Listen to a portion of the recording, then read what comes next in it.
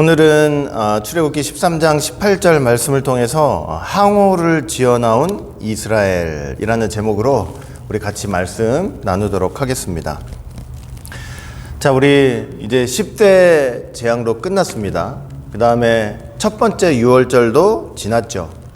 모세가 360년 전에 요셉이 유언했던 것을 기억해서 요셉의 해골도 취했습니다. 자, 마침내 이제 하나님의 명령을 따라서 애굽을 나오는 거예요. 출애굽의 대역사가 이제 이루어지는 거예요.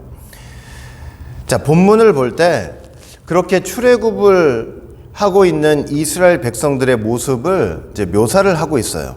어떻게 묘사를 하고 있냐면 이스라엘 자손이 애굽 땅에서 항오를 지어 나올 때 이렇게 말씀을 하고 있어요. 항오를 지어 나왔다. 말이 좀 어렵잖아요. 근데 이것을 성경의 다른 번역본을 보시면은 대열을 지어 나왔다, 이제 이런 의미가 돼요. 줄을 딱딱 맞춰서 그렇게 나왔다는 의미가 되는 것이죠.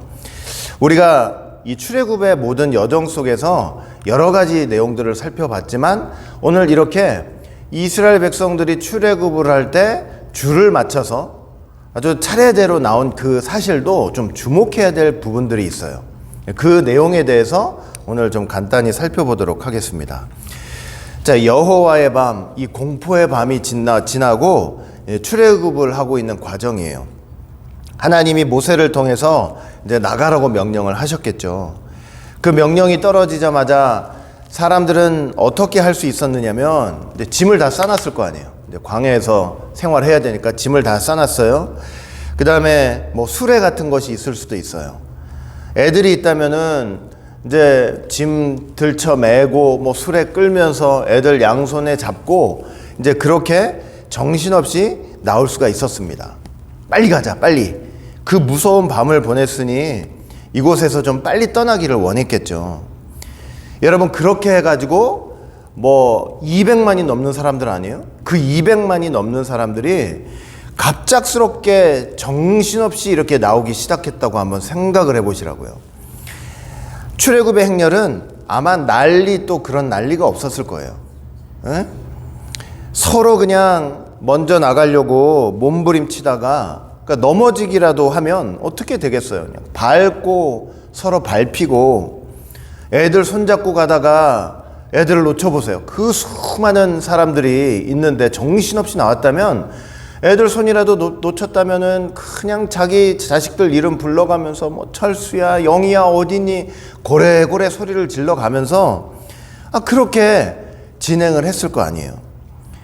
앞에 행렬은 천천히 가고 있는데 뒤에서 따라오는 행렬이 그냥 무섭게 빠르게 가야 되겠다고 막 밀어 들이닥쳤다면 아마 요즘 뉴스나 TV에서도 여러분들이 봤을 직한 그 압사사고 같은 것도 크게 났을 거예요. 그리고 애굽 사람들이 만약에 그걸 옆에서 지켜보고 있었다고 한번 생각을 해보세요. 이스라엘 백성들이 정신없이 그렇게 고래고래 소리 지르면서 막 정신없이 나가는 그 모습을 그걸 보고 있었다고 한번 생각을 해보세요. 10가지 그 놀라운 권능과 이적으로 애굽 사람들을 완전히 강하게 친 여호와 하나님 아닙니까? 처음에는 애굽 사람들이 뭐 히브리 사람의 하나님, 여호와 하나님, 그게 도대체 누구야? 난 생전 들어본 일이 없는데.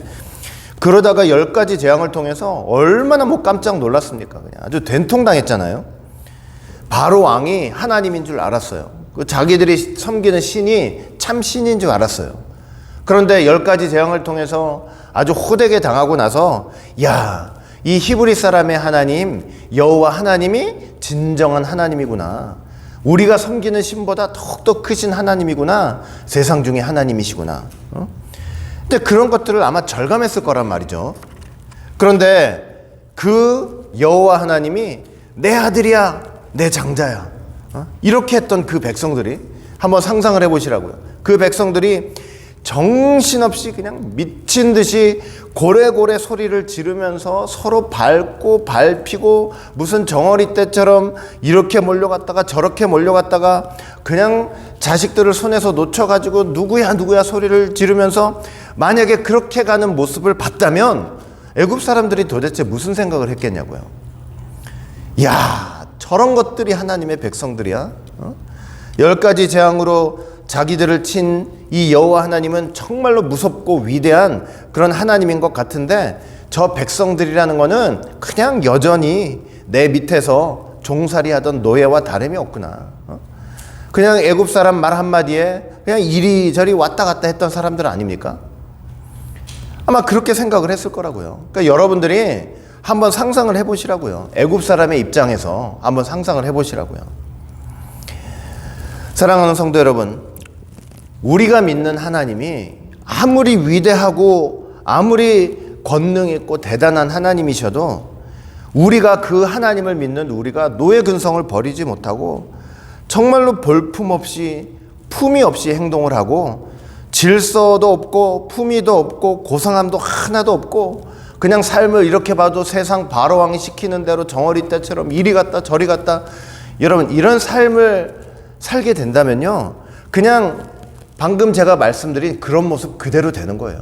그냥 그렇게 비치는 거예요. 우리가 신앙생활을 하면서 그래서 하나님이 위대하셔도 그 위대하신 하나님을 믿는 우리의 삶이 저렇게 무질서하게 이렇게 돼서는 절대 안 된다는 것을 여러분들 꼭 기억하시길 바라겠습니다. 너무 초라한 거예요. 하나님께서 그래서 모세를 통해서 명령을 하셨어요. 그 출애굽을 하면서 노예 근성 버리지 못하고 그냥 노예 때처럼 그냥 이리저리 허겁지겁 도망가는 그런 모습으로 너희들 나가면 안 된다. 절대로 그렇게 나가서는 안 된다. 이것도 그래서 중요한 거예요. 나갈 때 그 어떻게 나가느냐도 그렇게 중요한 거예요. 절대로 그렇게 허겁지겁 미친 듯이 나가지 말고 질서 있게 나가라 이렇게 명령을 하신 거예요. 그래서 여러분 그 바쁜 와중에도 나가야 되는 그 바쁜 와중에도 쉽게 말하면 모세가 어떻게 했냐면 5명씩 뭐 예를 들면 10명씩 또 100명씩 줄을 딱딱딱딱 맞춰가지고 세워가지고 그렇게 해서 출애굽을 하도록 하나님이 모세를 통해서 명령을 하신 거예요. 그러니까 이렇게 명령하셨을 때 줄을 맞춰서 나가는 것도 이것도 보통 일은 아닌 거예요. 사실은 우리나라 옛날에 여러분들 그 국군의 날 같은 거 보면 행사가 있었잖아요. 행사가 있는데 막 군인들이 우리가 뭘 보면서 그렇게 멋있어요. 그분들을 보면서 뭐가 멋있어요? 그냥 줄을 맞춰가지고 누구 하나 흐트러짐 없이 그냥 탁탁 정확히 절도 있는 동작으로 걸어나가는 그 모습이 얼마나 사실은 멋있었습니까? 그처럼 질서 있게 절도 있게 나가라 이렇게 명령을 하신 거예요. 그 이스라엘 백성들은 마음에 아무리 그 죽음의 밤 공포의 밤을 보내면서 막 두려움이 마음에 가득했을지라도 나갈 때는요 허겁지겁 나가면 안 되는 거예요. 그냥 미친 듯이 내가 먼저 나가겠다고 남 짓밟으면서 그렇게 나가면 절대로 안 되는 거였어요. 어떻게 나갔어야 되느냐, 군대가 행진하듯이 질서 있게 줄을 딱딱 맞춰가면서 차례차례 그렇게 나갔어야 되는 거예요.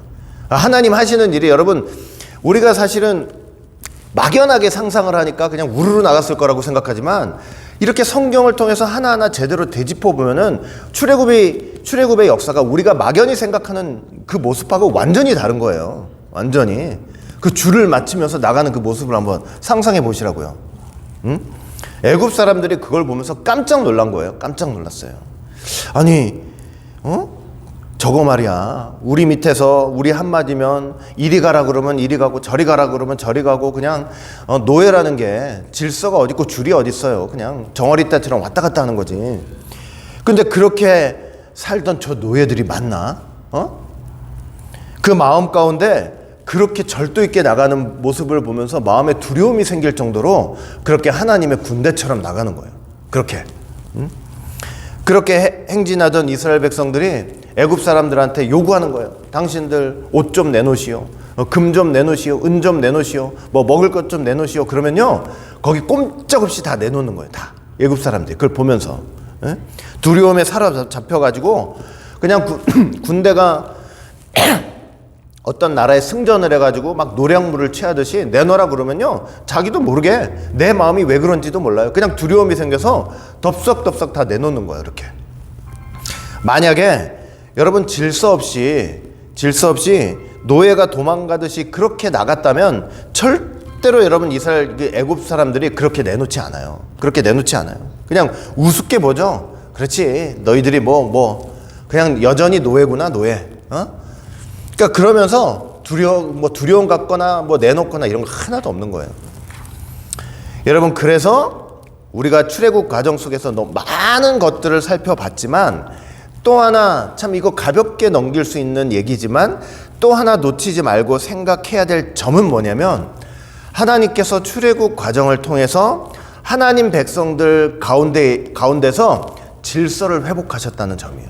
뭘 회복하셨다고요? 질서를 회복하셨다는 걸 여러분 꼭 잊으시면 안 돼요. 너무나 중요한 거예요. 질서. 일단은 보이는 면에서 질서를 회복하신 거죠. 줄을 짝짝 맞춰가면서 보이는 면에서 질서를 회복하시는 거지만 사실 하나님은 이 보이는 면의 질서를 통해서 뭘 지금 회복하고 계시냐면 하나님의 창조 질서를 회복하고 계시는 거예요. 창조 질서를. 그러니까 그냥 줄 잘 맞춰서 나간다고 생각하지 마시고요. 하나님이 지금 그걸 통해서 뭘 하고 계시느냐? 이 이스라엘 백성들을 통해서 뭘 회복하신다? 창조 질서를 회복하고 계시는 과정인 것을 여러분들이 잊으면 안 된다는 거예요. 여러분, 질서가 뭐냐면요. 질서를 회복한다는 거. 이 정의를 잘 생각하셔야 돼요. 질서를 회복한다는 것은 근본적으로 어떤 의미냐면요. 줄 잘 맞춰서 나가는 게 아니고 어떤 것이냐면 제자리를 찾아 거기에 두는 거예요. 질서의 의미가 뭐냐면 제자리를 찾아서 바로 거기에 두는 거예요. 바로 거기에. 그게 질서예요. 어떤 물건이 막 제 자리를 떠나가지고 아무데나 막 이렇게 있어요.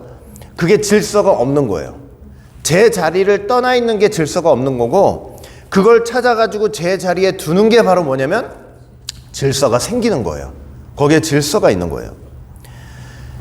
여러분, 지금 이스라엘 백성들을 이렇게 줄을 맞춰서 나가라고 하시는 그 명령 속에는 지금 하나님의 어떤 계획과 어떤 뜻과 어떤 의미가 있냐면 이스라엘 백성들이 지금 다 뭐하고 있었어요? 다 전부 다 제자리를 떠나 있었단 말이에요. 다 제자리를 떠나가지고 바로왕의 노예로 살고 있었어요. 근데 줄을 맞춰라 라고 하는 줄을 잘 맞춰서 진행하라 라는 그 명령을 내리시면서 지금 하나님께서 뭐라고 계시냐면 하나님의 군대로서 그들을 제 자리에 갖다 놓는 일을 하고 계신다는 것을 우리가 알아야 되는 거예요. 여러분, 하나님의 창조의 역사를 보시면 일면 하나님의 창조라는 것은 질서를 세우시는 거예요. 질서를 세우셨던 거예요. 하나님이 처음에 이 지구를 창조하셨을 때 그 지구의 모습은 어땠냐면 창세기 1장 2절 말씀 그대로예요. 뭐라고 되어 있냐면 땅이 혼돈하고 공허하며 흑암이 깊음 위에 있다 말씀하고 있죠. 자, 혼돈이라는 것은 어떤 상태라 그랬어요? 그러니까 질서가 없는 상태예요. 질서가 하나도 없어요. 무질서의 상태를 말하는 거고, 공허라는 것은 뭐냐면 내용이 있어야 되는데 텅텅 비어 있다는 거예요. 아무런 내용도 없이. 예, 그런 상태였는데 6일 천지 과정을 통해서 하나님이 하신 일이 뭐냐면 그 무질서했던 것들을 다 질서 있게 정리를 하시고 그리고 나서 비어있는 것들의 내용을 다 채우시는 그런 과정들이었던 거예요. 그러니까 막 무질서하게 막 이리저리 엉켜져 있던 거, 물만 가득했던 그 세상을 하나님이 어떻게 질서 있게 정리하셨냐면 하늘을 만드시고 바다를 만드시고 땅을 만드셔가지고 딱 질서 있게 정리를 하신 거예요. 그리고 어떻게 하셨어요? 바로 거기에다 각각 필요한 것들을 채우시는 그런 과정들을 행하신 거예요. 그래서 하늘에는 해달별을 놓으시고 공중에는 새들을 놓으시고 그 다음에 바다에는 각종 물고기들을 놓으시고 땅에는 짐승들과 사람들을 놓으시고. 그러니까 이렇게 보면은 창조라는 것은 뭐냐면 질서예요. 질서를 세우시는 거예요. 질서. 전부 다 하나님께서 제 자리에 놓으시는 거예요. 제 자리에. 그러니까 뭐냐면 하나님 마음에 있던 그 제자리라는 것은 뭐냐면요, 하나님 마음에 있던 자리예요. 하나님 마음에 저거는 저기에 있어야 된다 하는 그 마음 있잖아요. 하나님 마음에 있던 바로 그 자리, 그 자리에 모든 것들을 갖다 놓는 것이 바로 뭐냐면 질서를 세우시는 거예요. 질서를 세우시는 거. 여러분, 에덴 동산을 하나님이 창설하셨잖아요. 에덴 동산을 창설하셨을 때 에덴 동산에 거기 뭐 나무도 있을 거고 뭐 바위도 있을 거고 뭐가 다 있을 거 아니에요. 우리는 그냥 하나님께서 나무든 바위든 뭐든 그냥 아무렇게나 놓으실 거라고 생각하는데 절대 그렇지 않아요. 에덴 동산을 창조하실 때 하나님이 어디에다 어떤 곳에다 나무를 하나 심으시고 어떤 곳에다 바위를 하나 놓으셨다면 그 자리는 하나님 마음에 있었던 자리예요. 그 나무는 반드시 그 자리에 있어야 되는 거고 그 바위는 반드시 그 자리에 있었어야 되는 거예요. 하나님 본래 마음에 있던 바로 그 자리에 갖다 놓는 그것이 바로 뭐냐면 하나님께서 혼돈 속에서 질서를 세우시는 과정이었던 거예요. 그게 질서예요. 그러니까 질서란 제자리에 갖다 놓는 것이고 그 제자리는 어디에 있던 거예요? 하나님 마음속에 있던 거예요. 마음속에 있던 거. 자, 이렇게 보이는 면에서도 질서를 세우시는 과정이었고 보이지 않는 면에서도 하나님은 질서를 세우셨어요. 우리가 공부도 많이 했어요. 그러니까 보이지 않는 면에서 하나님이 창조를 통해서 어떻게 질서를 세우셨냐면 사람을 중심으로 한번 생각을 해보면 첫째는 하나님과 사람 사이에 질서를 세우셨잖아요. 하나님과 사람 사이에. 근데 사람은 온 피조물의 대표이기 때문에 하나님과 피조물 사이에 질서를 세워놓으신 거예요. 여러분, 하나님께서 하나님과 사람, 하나님과 피조물 사이에 그 질서가 있다는 것을 현장 교육시킨 것이 바로 뭐냐면 에덴 동산 안에 있었던 선악을 알게 하는 나무예요. 선악나무. 우리가 여러분 흔히 막 옛날부터 이런 의문들을 갖잖아요. 아니, 하나님께서 만약에 에덴 동산에 선악나무를 놓으시지 않으셨다면 아담이 그것 때문에 마음에 유혹당할 일도 없고 그걸 따먹을 일도 없을 텐데 뭐하러 거기다가 그걸 놓으셔가지고 그렇게 미혹해 하셨냐, 이런 의문을 가질 때가 있었잖아요. 근데 하나님께서 에덴 동산에다가 선악나무를 갖다 놓으신 이유가 뭐예요? 이유가 뭐겠어요? 이유가 뭐냐면 그 선악나무를 통해서 하나님이 아담에게 명령하셨잖아요. 너 각종 나무의 실과는 다 먹어도 되지만 절대로 선악나무의 열매는 먹지 말라. 먹으면 정령 죽으리라 명령을 하셨잖아요.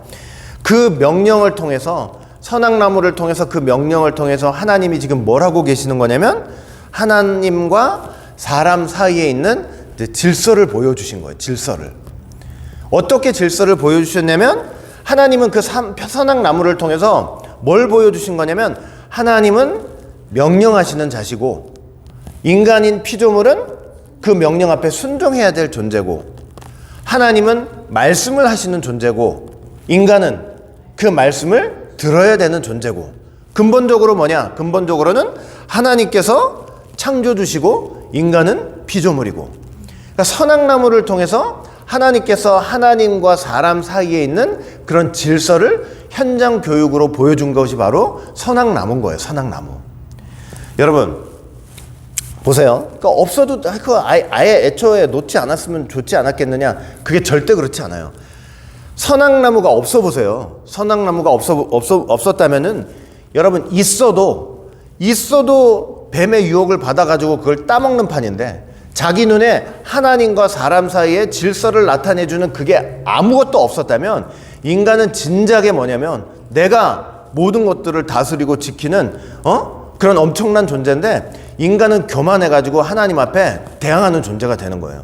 하나님 같이 되는 존재가 되는 거예요.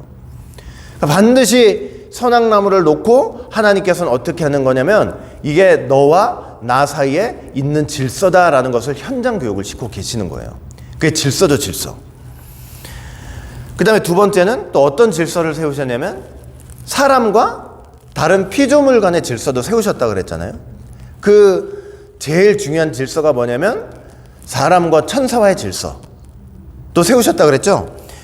여러분 모든 천사는 근본적으로 어떤 존재냐면 하나님의 아들을 섬기는 영이라 그랬잖아요. 하나님의 아들들을 섬기는 영. 사람은 절대로 천사를 숭배해서는 될까요? 안 될까요? 절대로 숭배해서는 안 되는 거예요.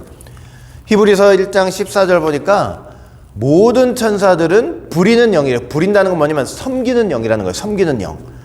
구원 얻을 후사들을 위하여 섬기라고 보내심이 아니뇨 이렇게 말씀하고 있잖아요.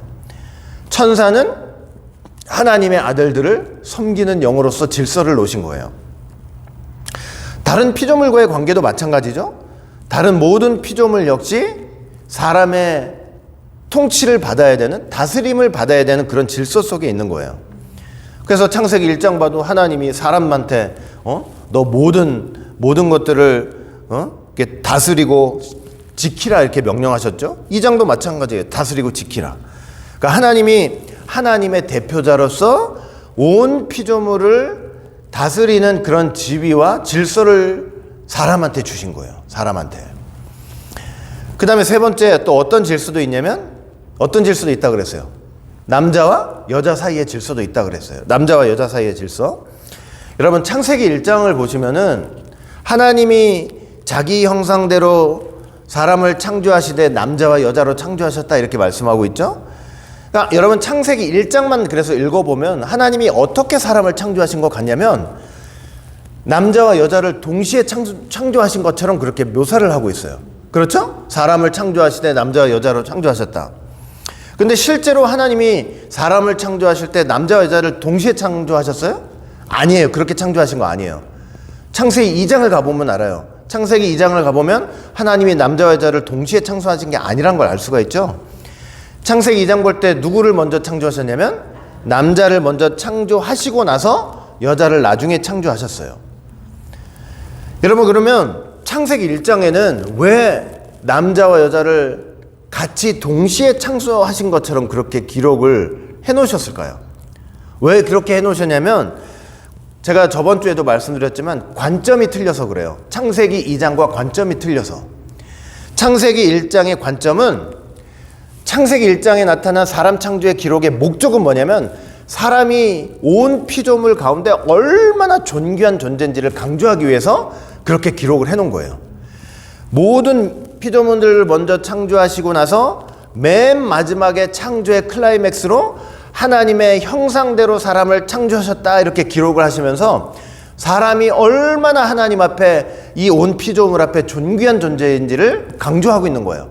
그러니까 그런 관점에서는 남자와 여자를 구분할 필요가 없어요. 갈라칠 필요가 없단 말이에요. 그런데 창세기 2장의 관점은 또 그게 아니에요.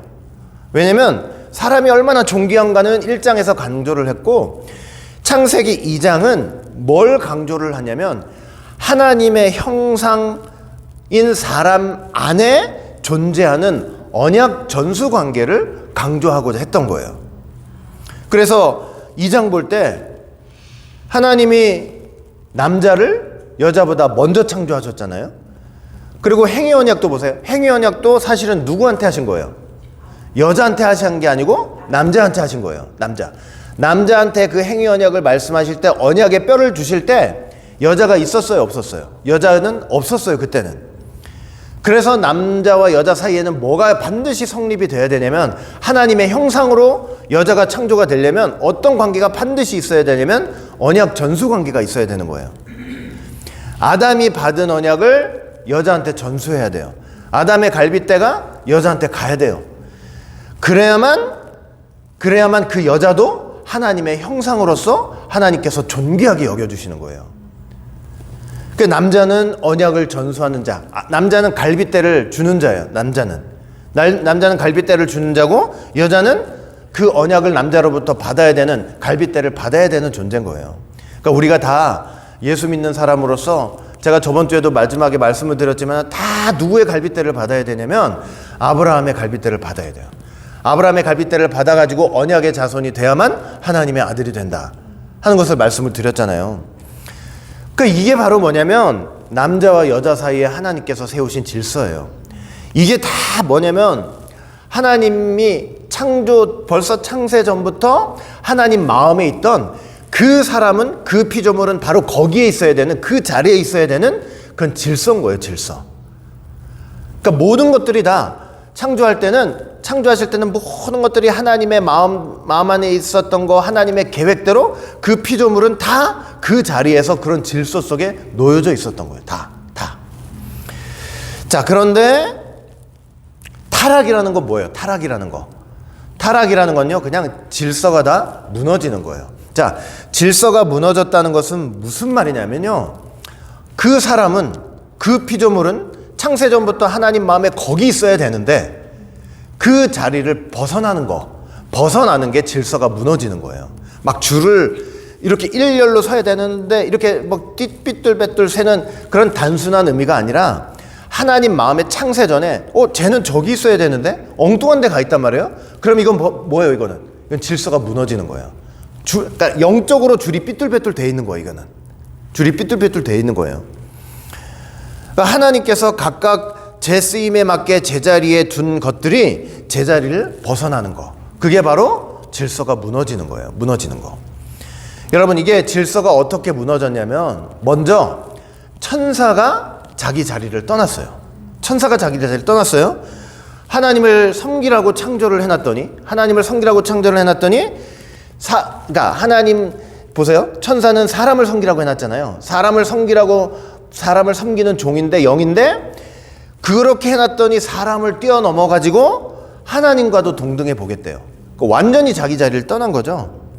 그러니까 천사는요, 예를 들면 이거예요. 예를 들면 여러분 계시록 봐도 알잖아요. 예를 들면 천사는 어떤 존재냐면 하나님의 계시를 받아가지고 인간에게 전달해주는 존재예요. 계시록에도 다 그거잖아요. 예수 그리스도의 계시인데 하나님이 주셨어. 이 계시를 누가 받아가지고 천사가 받아가지고 누구한테 줘요? 요한한테 주잖아요. 요한한테 주는데 요한이 그 계시의 내용이 너무나 대단하니까, 너무나 놀라우니까 요한이 어떻게 하려고 그랬어요?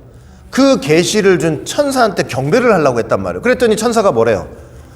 나한테 하지 마라. 나는 당신과 같은 피조물입니다. 이러면서 나한테 절대 경배하지 말라고 그랬잖아요. 이게 천사가 가져야 될 본래 자리인 거예요. 떠나지 말아야 될 본래 자리. 근데 어떤 천사들은 어떻게 했냐면, 예를 들면 이거예요. 예를 들면 그 하나님의 어마어마한 계시를 사람한테 전해줬더니 사람들이 그 내용 앞에 그냥 무릎을 벌떡 꿇고 그냥 고개를 숙이니까 이게 무슨 착각을 하는 거예요? 아, 이게 나한테 하나 보다 이러는 거예요. 사람의 교만도 거기서 나는 거예요. 사람의 교만이 왜 나냐면, 내가 전하는 이 말씀이 하나님의 예수 그리스도의 계시, 하나님이 그에게 주사 나를 통해서 다른 사람들한테 흘러가야 되는 계시인데, 그 말씀 앞에, 그 권능 앞에, 그 능력 앞에 사람들이 고개를 숙이고 무릎을 꿇으니까 무슨 착각을 하는 거예요? 이게 내 앞에 무릎을 꿇고 저렇게 굴복하나 보다, 이런 생각을 하는 거예요. 그러니까 그 순간부터 뭐가 되냐면 자기 자리를 떠나기 시작하는 거예요. 사람의 타락도 그렇게 해서 나는 거예요. 다 하나님의 뜻이 나한테 있고 내 말을 들어야 된다고 얘기하는 거는 그런 교만이 도사리고 있는 거예요. 우스워지. 사람을 섬겨야 되는데, 천사는 하나님의 아들들을 섬겨야 되는데 하나님 아들들이 우습고 나중에는 무슨 생각까지 하느냐? 하나님이 아시는 거나 내가 아는 거나 뭐가 다를 바가 있어. 이제 이렇게까지 되는 거예요. 그래서 내 자리를 저 북극 보좌 하나님의 자리까지 올려보겠다고 천사들이 반란을 일으키는 거예요. 여러분들이 아셔야 될 게 있어요. 저나 여러분들이 꼭 아셔야 될 게 있어요. 말씀이 있잖아요. 말씀이 우리 귀로 들리잖아요. 그러면 우리가 그 말씀을 깨닫잖아요. 그러면 말씀을 깨닫는 순간 우리가 깨달은 게 그 말씀의 전부라고 생각하면 안 돼요. 하나님이 얼마나 무한하신 분이에요. 하나님이 말씀 안에 뜻과 하나님의 마음과 하나님의 목적과 의도를 다 담아 놓으셨는데, 그거를 그 영원하고 무한한 걸 다 담아 놓으셨는데, 내가 그 영원하신 하나님의 뜻 중에 일부를 깨달았다고 해서 그 말씀 전체를 깨달은 게 아니란 말이에요. 그 말씀은, 여러분 보세요. 똑같은 말씀인데도 내가 1년 전에 읽었을 때 깨달았던 거하고 또 1년 후에 깨달았던 거하고 또 같아요, 틀려요? 또 달라요. 내 신앙이 성장한 성도에 따라서, 환경에 따라서, 상황에 따라서 이상하게 말씀은요, 늘 보는 말씀이고 똑같은 말씀인데도 뜻이 다 또 틀려. 또 무한한 거예요. 내가 깨달은 말씀이 그 말씀 안에 하나님의 뜻의 전부라고 생각하면 절대 안 되는 거예요. 하나님은 무한하신 분이에요. 절대로 교만하면 안 돼요. 근데 천사들은, 어떤 타락한 전사들은 그냥 하나님이 아는 거나 내가 아는 거나 이렇게 돼버리는 거예요. 그래서 여러분, 제가 그때도 한번 말씀드렸죠. 우리가 천국을 가더라도, 천국 가서 하나님과 대면을 하더라도 얼굴을 이렇게, 만약에 예를 들면 얼굴을 보고 있어도 내가 얼굴을 보고 있는 그 하나님을 다 아는 게 아니에요. 천국 가도 마찬가지예요. 천국 가도 하나님을 다 알 수가 없는 거고, 그래서 하나님을 향한 우리의 태도는 뭐냐면, 내가 저 하나님을 다 알아야 될까? 그게 아니고, 하나님은 무조건 우리한테 경배 대상일 뿐인 거예요. 다 알 수 없어요. 그냥 경배 대상이에요. 경배 대상. 영원토록 경배하는 거예요. 경배하는 거. 근데 그 자리를 벗어나가지고 천사들이 경배를 받겠다고, 하나님 자리까지 올라가겠다고, 그러니까 자리를 지키지 않고 벗어난 거예요.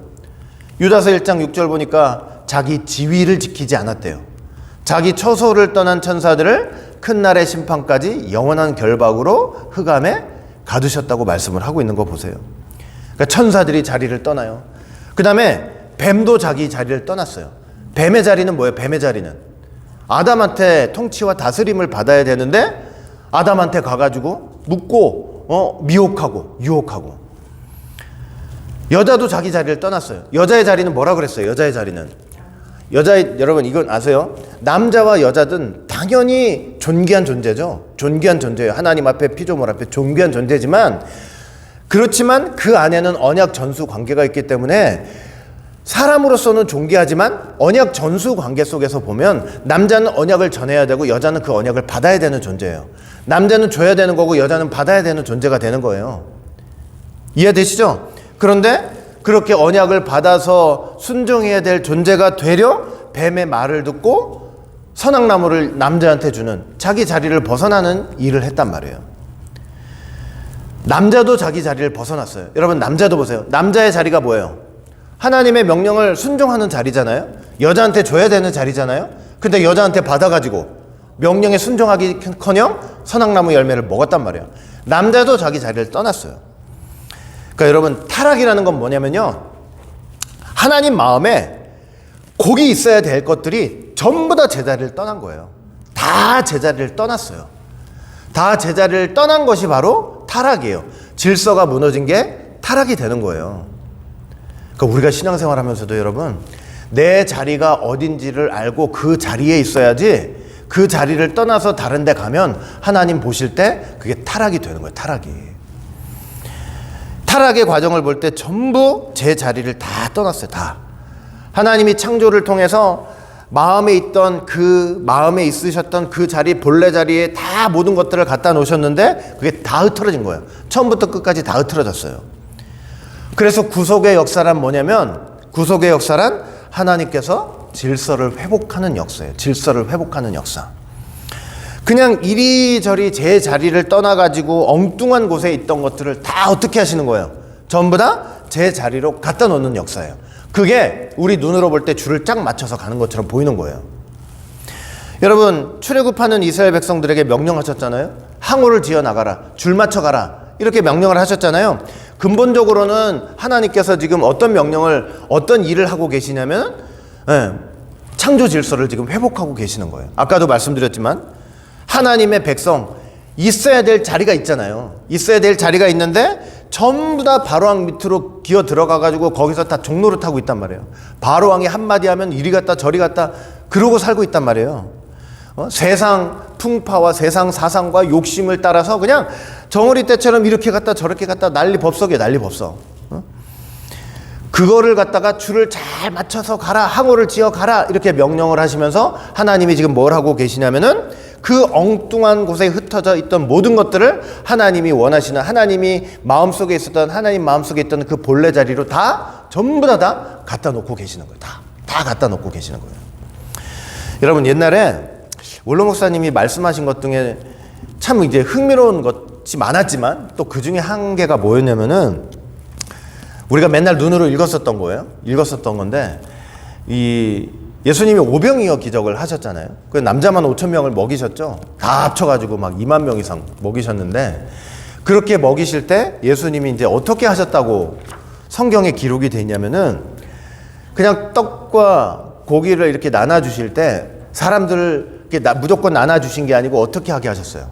어떻게 하셨냐면 50명씩 100명씩 딱 질서 있게 앉게 하신 게 먼저라는 거예요. 나는 그건 수도 없이 읽었는데 그게 눈에 들어오지도 않았었는데 그거를 딱 그렇게 짚어주시네. 마가복음 6장 39절 40절 보니까 제자들을 명하사 그 모든 사람으로 때를 지어 푸른 잔디 위에 앉게 하시니 혹 100씩 혹 50씩 앉은지라.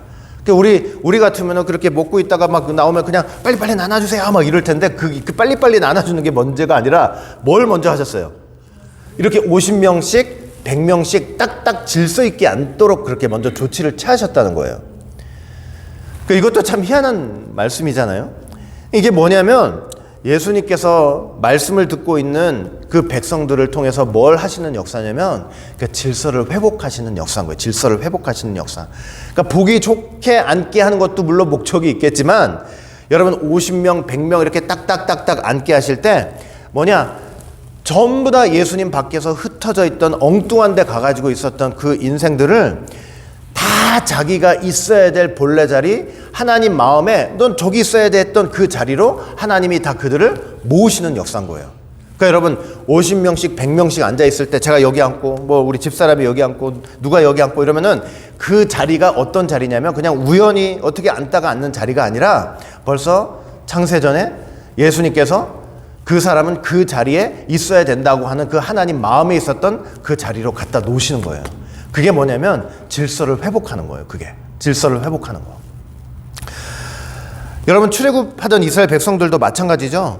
하나님 명령을 따라서 하나님 명령을 따라서 자기가 있어야 될 자리에 하나님께서 그들을 딱딱 갖다 놓으시는 거예요. 전부 다 갖다 놓으시는 거예요. 50명, 5명씩, 10명씩, 100명씩 진행할 때 내가 누구랑 같이 진행을 하는데 그 자리는 원래 그 사람이 창세전에 하나님 마음 안에 있었던 본래 그 자리에 하나님이 거기 딱 갖다 놓고 계신다는 걸 보여주는 거예요. 그 바로왕의 종노릇 하면서 노예 근성 가지고 이리저리 왔다 갔다 하는 그런 존재가 아니라 다 하나님이 본래 놓으시려고 했던 그 자리에 딱 갖다 놓으시는 거예요. 근데 그렇게 본래 있을 자리에 딱 갖다 놓고 이 겉으로 딱 보니까 얼마나 그게 질서 정연한지 몰라요. 예? 하나님이 본래 그 사람이 거기 있어야 되는 그 자리에 딱 갖다 놓는 게 먼저인 거예요. 그렇게 갖다 놓고 보니까 그게 애굽 사람들 보기에 어떻게 보여요? 그냥 딱딱 지금 군대처럼 맞춰져 가지고, 그러니까 여러분 하나님의 창조라는 게 무질서한 게 없다니까요.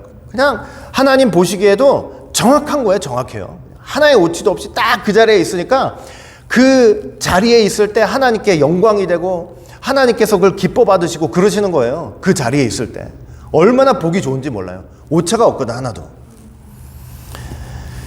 그렇게 해서 나갈 때 하나님께서 그들을 통해서 이런 질서가 회복이 돼야만 하나님께서 그 사람들을 통해서 내용을 채우시는 거예요.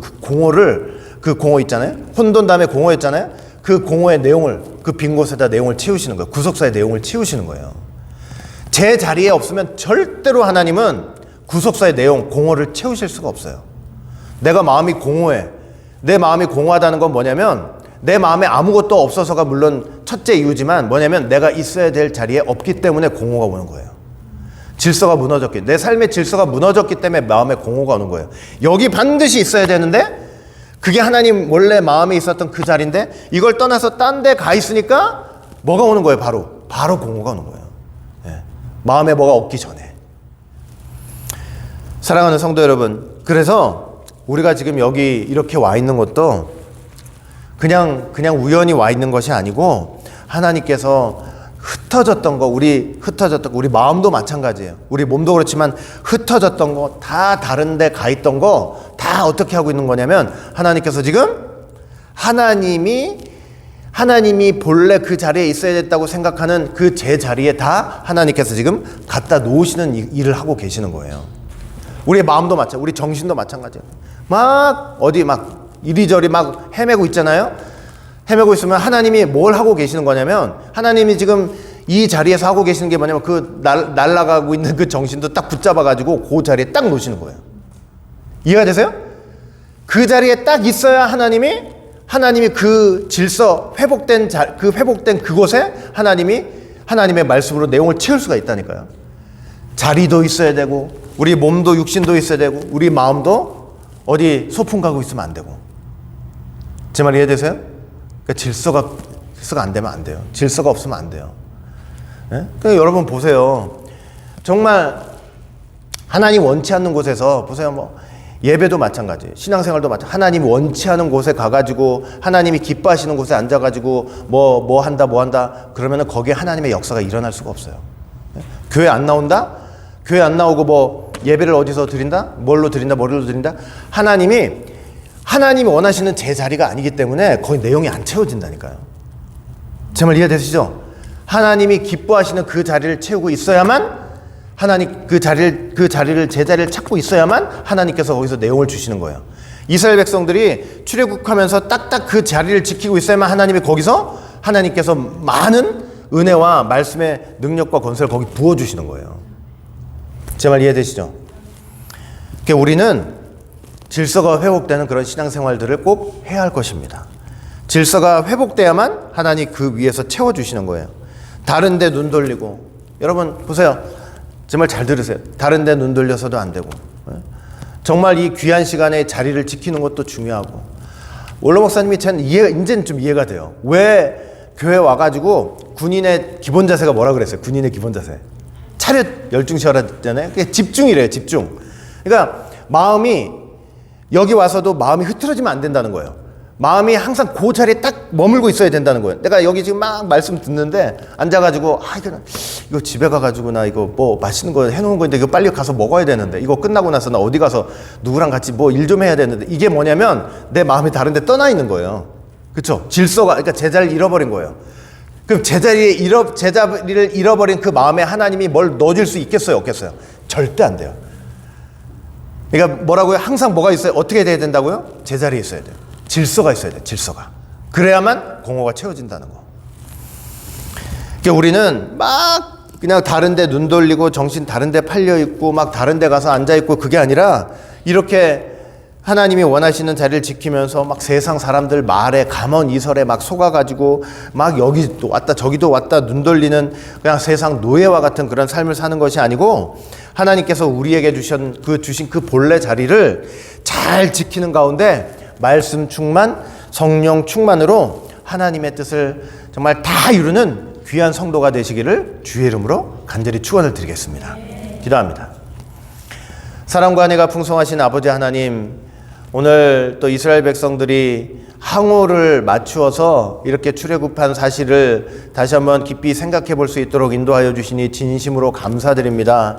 정말 바로왕의 노예로서 그들의 말이라면 그냥 죽는 신용까지 하며 이리 갔다 저리 갔다 하는 이런 제자리를 잃어버린 신앙들을 하나님께서 줄을 맞추면서 제자리를 찾아주셨다는 놀라운 귀한 뜻을 저희들 생각해 보았사오니, 그들의 일만이 아니고 오늘 우리를 향해서도 늘 하나님께서 우리를 본래 자리로 인도하시려고 애쓰고 정말 힘쓰고 계신다는 사실을 분명히 믿고, 우리가 본래 자리에서 떠나지 않고 질서를 파괴하는 그런 자리에 있지 않고 늘 제자리를 찾아 하나님의 질서 속에 정말 하나님께서 그 모든 공허한 것들을 채워주시는 귀한 체험을 해 나가며 삶을 살 수 있는, 믿음의 삶을 살 수 있는 모두가 될 수 있도록 인도하여 주시옵소서. 끝까지 저희를 붙들어 주시고 인도해 주실 줄 믿고 감사드리며 사랑 많으신 예수님 이름으로 감사하며 간절히 기도드리옵나이다. 아멘.